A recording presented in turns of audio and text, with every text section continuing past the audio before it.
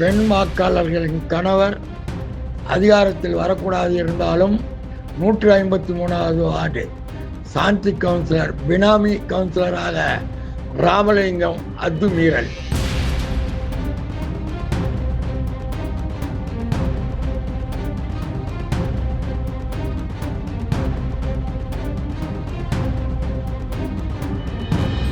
நாடு உன்னை இழந்துவிடும், நீ நாட்டை இழந்து விடுவார்.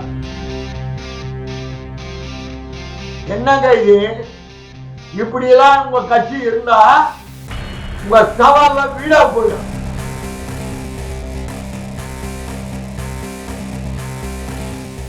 தமிழ்நாட்டுல நகராட்சி துறையில பல ஊழல்கள் நடைபெறுது. நேருடைய தம்பி தான் ரவி தான் எல்லா ஆட்டத்தையும் பார்த்துக்கிட்டு இருந்தார். ஒரு முறை திருச்சிக்கு தலைவர் கலைஞரோட நேரு போயிருக்காரு. ரயில்வே ஸ்டேஷன்ல இருந்து இறங்கி போக சொல்ல அவன் தம்பி தான் ராமஜெயம் தான் திருச்சிக்கு சிஎம்மான்னு கேட்டார். அவ்வளவு வரவேற்பு பேனருங்க, அவ்வளவு தடாபடி நடவடிக்கைகள்லாம். உடனடியா ராமஜெயத்துக்கு ஒரு ஸ்பீடு பிரேக்கு அவர் சொன்ன இந்த 2 லைன்ல போட்டார். ஆனா இன்னைக்கு நேருனுடைய அமைச்சரவையில அவர் தம்பி ரவி தான் அமைச்சர். தமிழ்நாடு முழு நகராட்சி மாநகராட்சி எல்லா இடத்துலையும் அவர் தான் ரெடியா நடவடிக்கை எடுத்து எல்லா வேலையும் பண்ணிக்கிட்டு இருக்காரு.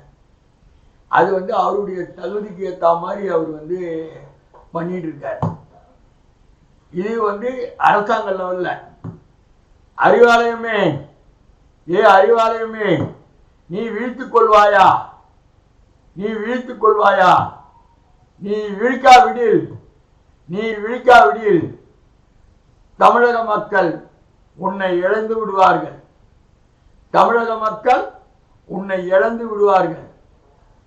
அல்லது நீ இழந்து விடுவாய் தமிழக மக்களை.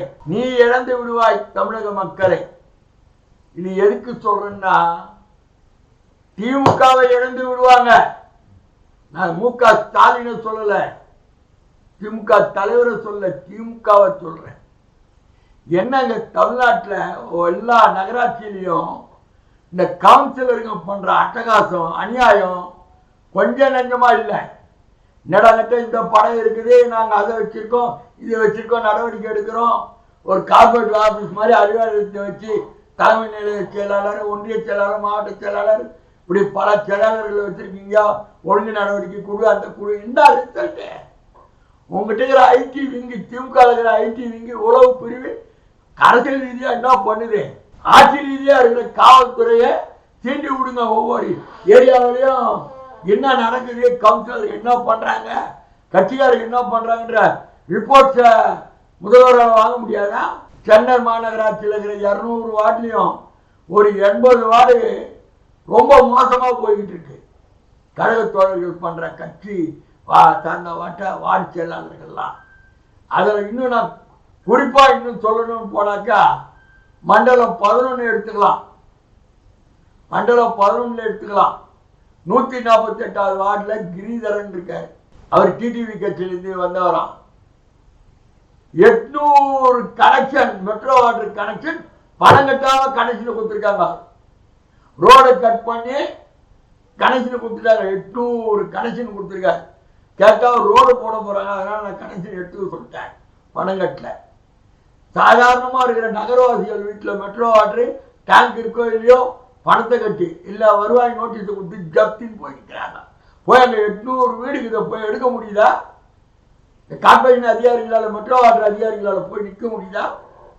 இந்த 145 அவர் ஒரு ஏடிஎம்கே கவுன்சிலர், அவர் ஆட்சி படுகிறார், அவர் சர்வாதிகாரமா பண்றாரு.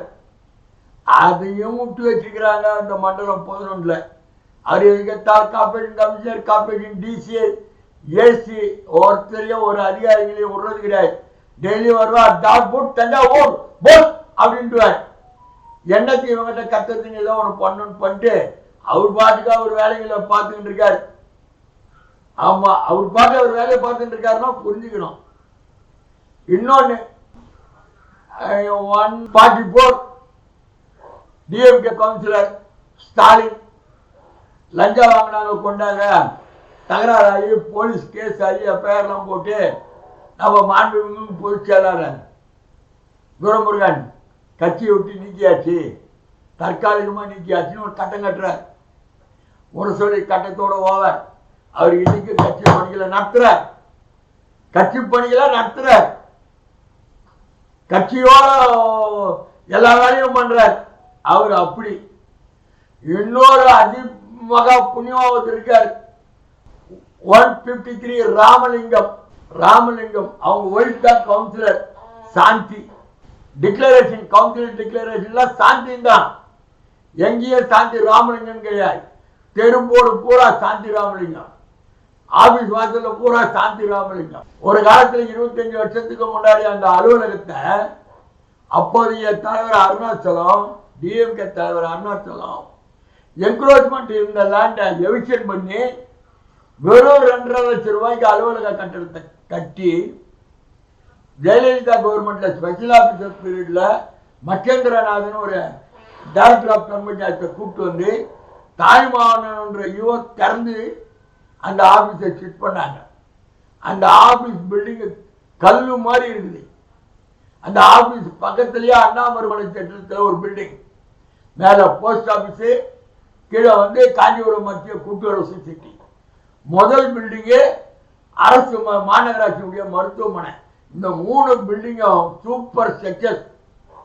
இந்த அலுவலக கட்டடத்தை இடிச்சு புதுசா கட்டடம் கட்டுறதுக்கு டெண்டர் விட்டு இந்த ஆபீஸை பக்கத்தில் இருக்கிற நகர்நல சங்கம் அவங்க வச்சுக்கிற இடத்துல கொண்டு போய் வைக்கணும்னு சொல்லி அந்த நகர்காலங்களில் தொல்லை பண்ணிட்டு இருக்கார். கோமாளி அதிகாரிங்க, இந்த மாநகராட்சி அதிகாரிங்க கோமாளி அதிகாரிங்க. இன்னும் மாதிரி பில்டிங் இருக்குது. ஐடிஐ அண்ணா ஐடிஐ கூப்பிட்டு இந்த பில்டிங் டேமேஜ், இந்த பில்டிங் வந்து இடிக்கலாம்னு சொல்லி சர்டிபிகேட் கொடுத்தா நான் இந்த பத்திரிகை தொழிலிருந்து விட்டுறேன். சவால் விடுறேன் கவர்மெண்ட்டுக்கு, கார்பரேஷன் கமிஷனருக்கு சவால் விடுறேன். ஊர் மக்கள் வரி பணம், ஒரு தனிப்பட்ட உதவாத கவுன்சிலர் ஊரு பூரா லஞ்சம், வாருக்கு லஞ்சம். 1913 ஒரு கம்ப்ளைண்ட், ஆன்லைன் கம்ப்ளைண்ட், அதுல போட வேண்டியது, மறுநாள் பூரா பஞ்சாயத்து பண்ணி துட்டு வாங்க வேண்டியது. இப்படியா ஒரு வியாபாரம் பண்ணிக்கிட்டு இருக்கான். பக்கா வியாபாரி. உன் உளவு பிரிவு இருக்க, போலீஸ் உளவு பிரிவு, ஐடி பிரிவு என்னையா பண்ணுது?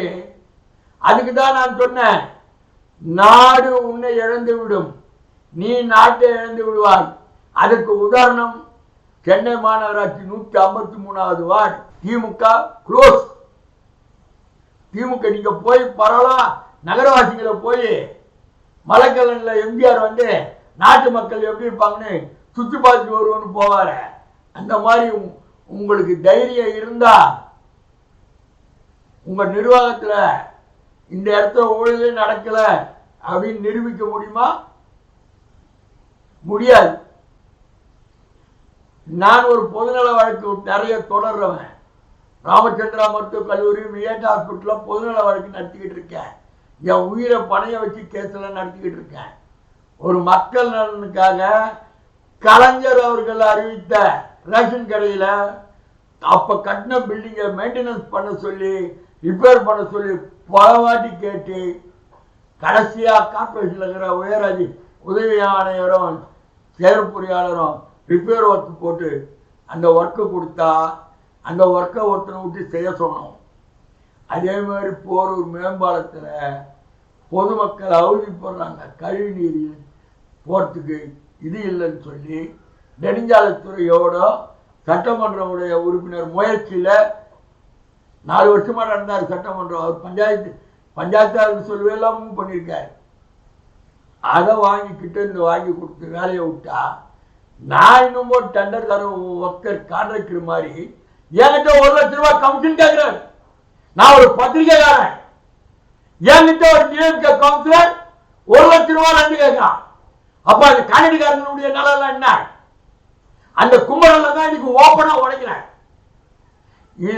இது இல்லாத நேற்றுக்கு ஒரு கம்யூனிட்டியார், கடந்த காலத்துல கட்டின கம்யூனிட்டியார், அதை ரிப்பேர் பண்றேன்னு 40 லட்சம் ரூபாய் செலவு பண்ணி ரிப்பேர் பண்ணி நேற்று அந்த பில்டிங்கை ஓபன் பண்றாரு. அந்த பில்டிங் உதயநிதி ஸ்டாலின் வராரு, மாவட்ட அமைச்சர் வராருன்னு சொல்லி கண்ட பில்டர் கிட்ட முக்கிய விஐபி கிட்ட பல லட்சத்தை வசூல் பண்றாரு. என்னங்க இது? இப்படியெல்லாம் உங்க கட்சி இருந்தா உங்க சவால்ல வீடா போயிடும். நீங்க ஜெயிப்பீங்க, தனிப்பட்ட முறையில் ஆட்சி அமைக்க மாட்டீங்க, கூட்டணி ஆட்சி தான் அமைப்பீங்க. தனி மெஜாரிட்டி உங்களுக்கு கிடைக்காது. இந்த மாதிரி கவுன்சிலருங்க பேர்லாம் உடனே நீங்க நடவடிக்கை எடுக்கலன்னா கேள்விக்குறி தான். திமுகவினுடைய எதிர்காலம் கேள்விக்குறி தான்.